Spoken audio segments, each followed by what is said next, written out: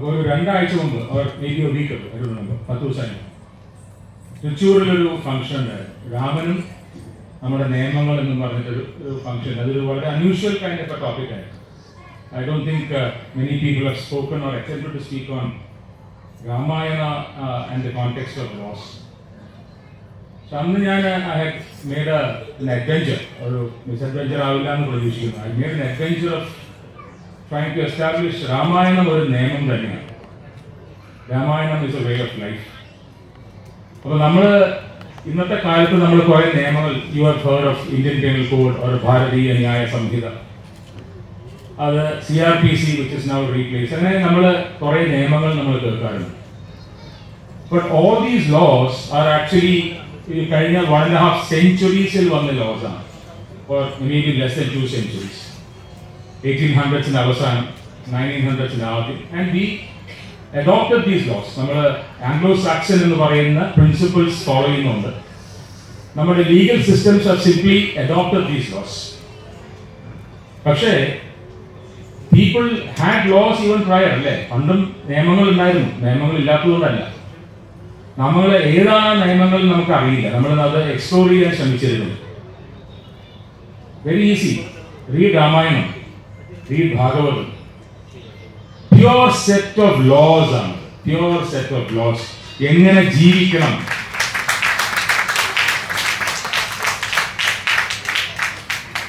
please go back today and read both Ramayana and Bhagavatam and Mahabharatam again. You will understand it is a beautiful coded set of laws. അപ്പോൾ നമ്മുടെ ഇന്നത്തെ loss പോലെ സെക്ഷൻസും അതിൻ്റെ penal പ്രൊവിഷൻസും അല്ലാതെ it is beautifully compiled in the stories.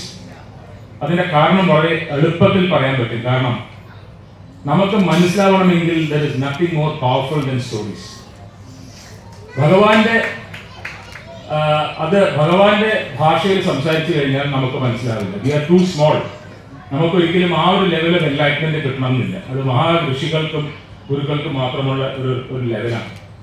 ഒരു സാധാരണ മനുഷ്യൻ എന്നുള്ള നിലയ്ക്ക് വലിയ ലുക്ക് നമുക്ക് എപ്പോഴും നമ്മൾ മനസ്സിലാക്കേണ്ട സ്റ്റോറീസ് വളരെ എളുപ്പത്തിൽ നമുക്ക് ഒരു കാര്യം മനസ്സിലാക്കാൻ അത് സഹായിക്കും. This is why all the mythologies are written in the format of stories. I am so glad. ഞാനത് തുടങ്ങുമ്പോൾ പറഞ്ഞു വെച്ചൊരു കാര്യമാണ്. ഞാൻ റീസെന്റ് ആയിട്ട് രാമായണ മാസത്തിൽ ചില ക്ഷേത്രത്തിലാണ് നമ്മളെ വിളിക്കുക സപ്താഹങ്ങൾ. വളരെ കുറച്ച് ആൾക്കാർ മാത്രമേ അതിൽ കാണാറുള്ളൂ. കുട്ടികളെ കാണാറേയില്ല. കുറേ വയസ്സായ ആൾക്കാർ മാത്രം ഇരിക്കുന്ന സദസ്സുകളാണ് ഞാൻ കാണുന്നത്. Today I see something completely different. It's a splendid scintillating kind of an audience.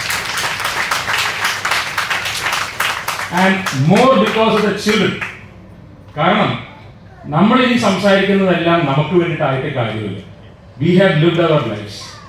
ഇനി നമുക്ക് നമ്മുടെ ഭാഗവതമായാലും രാമായണമായാലും മഹാഭാരതമായാലും അതിൻ്റെ ആ ഡിസ്റ്റിൽഡ് വേർഷൻ നമ്മുടെ കുട്ടികളിൽ എത്തേണ്ട സമയം കഴിഞ്ഞു. It is actually cross the limit.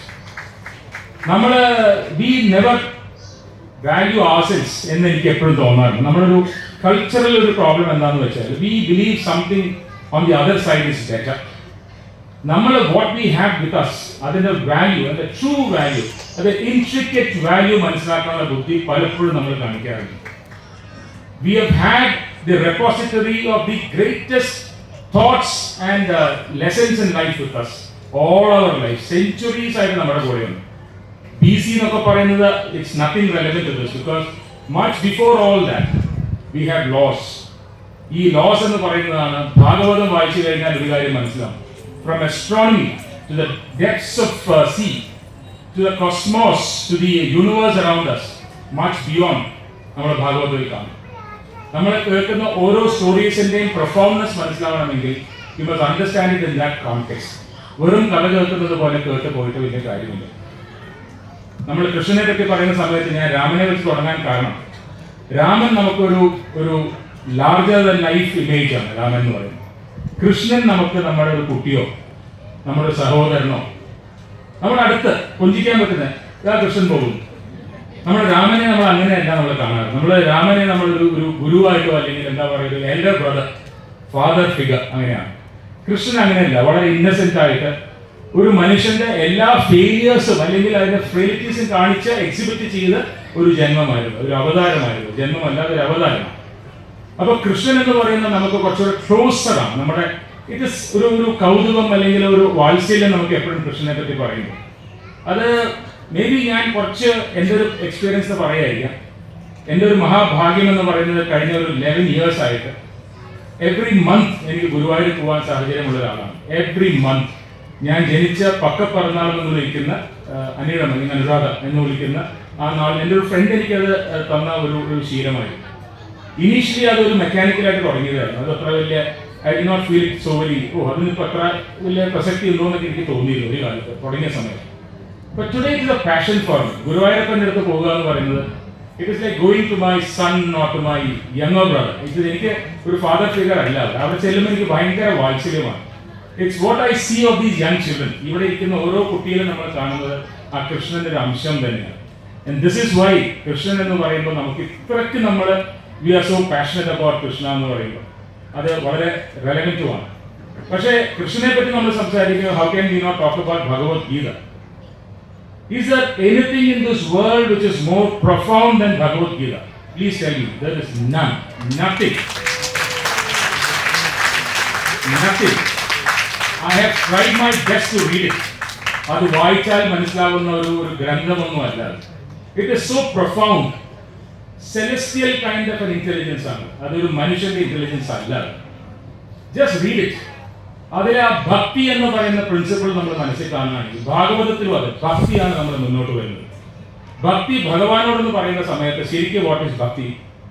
നമ്മൾ ഓരോരുത്തരും ഭഗവാനാണെന്ന് നമുക്ക് തോന്നിക്കഴിഞ്ഞാൽ, നമ്മുടെ ചുറ്റുമിരിക്കുന്ന ഓരോരുത്തരും ഭഗവാനാണെങ്കിൽ bhakti is a love and affection to each other. It is this which carries us through. അപ്പോൾ ഭക്തിയുടെ ഒരു എന്താ പറയുക ഓവർ ലൈങ് ആയിട്ട് നിൽക്കുന്ന ഒരു കോൺസെപ്റ്റ് ഭാഗവതം നോക്കിയാലും ഭഗവത്ഗീത നോക്കിയാലും അത് ഭക്തി, കരുണ, എംപതി. അപ്പോൾ നമ്മൾ we have to wait for these western concepts to now tell us how to interpret these texts. അത് ശരിയല്ല. There is an Indian ethos. ഭാരതത്തിന്റെ ഒരു ethos ഉണ്ട്. We are unlike any other race in the world actually. We are one of the finest and one of the most unique of it. ഇത്രയും tolerant ആയിട്ടുള്ള raise, ഇത്രയും believing and ഇത്രയും forgiving and ഇത്രയും welcoming kind of ഒരു community of people എനിക്കൊന്ന് ലോകത്തിൽ എവിടെയും തന്നെ ഉണ്ടാവില്ല. We don't give credit to ourselves. This is because we are born in the land of the Bhagavad Gita, the Bhagavatam, the Ramayanam and the Mahabharata. നമ്മുടെ കുട്ടികളിൽ ഇത് എത്തണമെങ്കിൽ we have to get this to the children. കുട്ടികളുടെ അടുത്ത് ഞാൻ പറഞ്ഞല്ലോ, ചില അമ്പലങ്ങളിൽ പോകുന്ന സമയത്ത് ഈ സപ്താഹം എന്ന് പറയുമ്പോൾ അതൊരു സ്പിരിച്വൽ എന്ന് പറഞ്ഞാൽ something which is reserved for people of 70s and 80s എന്ന് വിശ്വസിക്കുന്ന ഒരു കാര്യം. What is spiritualism? Spiritualism is something which is not really part of life, but something that affects you when you get older. നമുക്ക് വേറെ പണിയൊന്നും ഇല്ലാതാവുമ്പോൾ നമ്മൾ spiritual. No. Every one of us from the time you are born, we are potentially spiritual. Because spirituality ഇല്ലാതെ നമുക്ക് ജീവിക്കാൻ സാധിക്കില്ല. അത് ഏത് ഈശ്വരനാണ്, ഏത് ഗോഡാണ്, what is the cosmos or the force that you follow is irrelevant. As long as you believe that you are not the end and the start of this universe, as long as you understand that you are nothing in comparison to the forces that control you, and as long as you recognize that larger force that takes care of all the minutest of things in our life, that really is spirituality. അപ്പോൾ ഞാനാണ് ഈശ്വരൻ എന്ന് ഞാൻ ചിന്തിച്ചു കഴിഞ്ഞാൽ spiritual ആവേണ്ട കാര്യമില്ല. പക്ഷേ ഈശ്വരൻ എന്ന് പറയുന്ന ആ ഒരു ഫോഴ്സ് നമ്മുടെ ഉള്ളിൽ എല്ലാവരും ഉണ്ടെന്നും it is a larger force that controls and guides us എന്ന് നമുക്ക് മനസ്സിലാക്കി കഴിഞ്ഞു കഴിഞ്ഞാൽ then there is only one thing that will certainly persuade you to do well, to do good, to do what is dharma. Go back to that principle of dharma that we heard about Rama. Ramo vigrahaman dharma. It is the ultimate of dharma. Dharma is what is right, what is good, what is pure and what is absolutely good. A highest form of good ആണ് ധർമ്മ എന്ന് പറയുന്നത്. അല്ലാണ്ട് ധർമ്മ എന്ന് പറയുന്നത് affected ആയിട്ട് നമ്മൾ ചെയ്യുന്ന കാര്യങ്ങളല്ല. When you do dharma, you do it without consequence to yourself. When you take an action, നമ്മൾ ഭഗവത്ഗീതയിൽ പറഞ്ഞതെന്ന് ആലോചിച്ച് നോക്കൂ.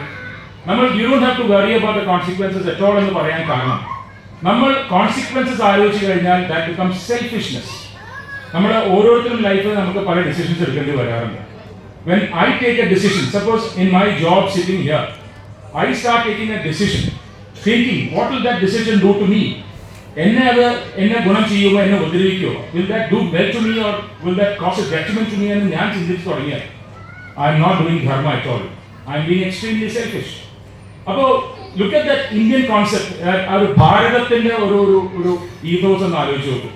Every one of us are trained from birth to believe in dharma. അത് എവിടെയോ നമ്മൾ മറന്നു പോവാണ്. And this, my dear friends around me, is now what the problem is around us. നമുക്ക് എന്താണ് നമ്മൾ ധർമ്മം എന്ന് മനസ്സിലാക്കാതെ, അത് ധർമ്മം എന്നുള്ള പേരിൽ കാണുന്നില്ല. What is true, what is pure and what is good, അത് മനസ്സിലാക്കാതെ this life which is spend for one self, all kinds of പ്ലെഷേഴ്സിന് വേണ്ടി പോകുന്നു. Children go turn to drugs for an easy realization of what they call pleasure. It is not pleasure. Life എന്ന് പറയുന്നത് തന്നെയാണ് pleasure. Life എന്ന് പറയുന്നതാണ് ecstasy. This is what Krishna told us. This is what ISKCON is also doing. I am fully aware of it. In fact, കഴിഞ്ഞ പ്രാവശ്യം ട്രിവാൻഡ്രത്ത് I had gone for the Sri Chitra Tirunal Trustന്റെ ഒരു അവാർഡിന് പോയപ്പോൾ lot of people from the ISKCON came and met me. അത് maybe it was a divine way of telling me ഒരു precursor ആയിരിക്കും that I will be standing here today. They did not know, I did not know. This is what Krishna ordered. അന്ന് they took some photographs with me and they sent it to me.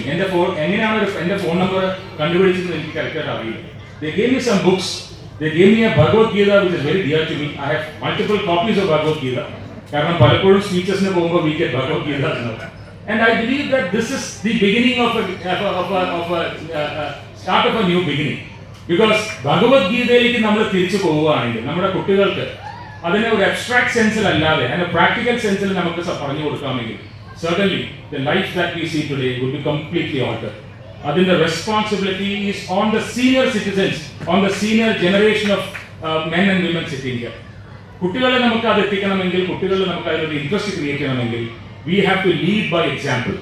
We have to show them that we live by the Bhagavad Gita. We live by the Bhagavad. That is, അങ്ങനെ ചെയ്താൽ മാത്രമേ ആ നിൽക്കുന്ന മഹാന് നമ്മളോട് സ്നേഹം ഉണ്ടാവുള്ളൂ.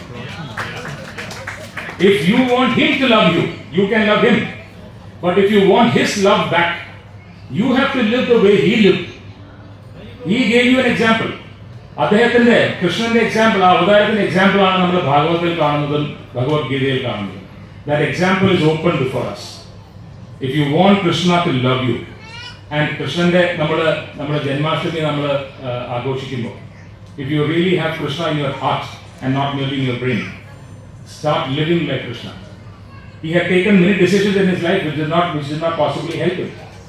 But നമ്മൾ ആ എൻറ്റയർ കഥയിൽ നോക്കുകയാണെങ്കിൽ അദ്ദേഹത്തിനുള്ള ഭക്തി, and that was an over pervading ഭക്തിയാണ്. നമ്മൾ ഇരിക്കുന്ന ഓരോരുത്തർക്കും ഈ കൃഷ്ണാഷ്ടമിയിൽ നിങ്ങൾക്ക് അൾട്ടിമേറ്റ് ഭക്തി വരട്ടെ എന്ന് മാത്രം പ്രാർത്ഥിച്ചുകൊണ്ട്, ഇവിടെയുള്ള ഓരോ കുട്ടിക്കും ആ ഭക്തിയുടെ ഒരു ഇൻഡൽജന്റ് ഡെപ്സിൽ നിങ്ങൾക്ക് എത്താൻ സാധിക്കട്ടെ എന്ന് പ്രാർത്ഥിച്ചുകൊണ്ട്, thank you very much for giving me this opportunity.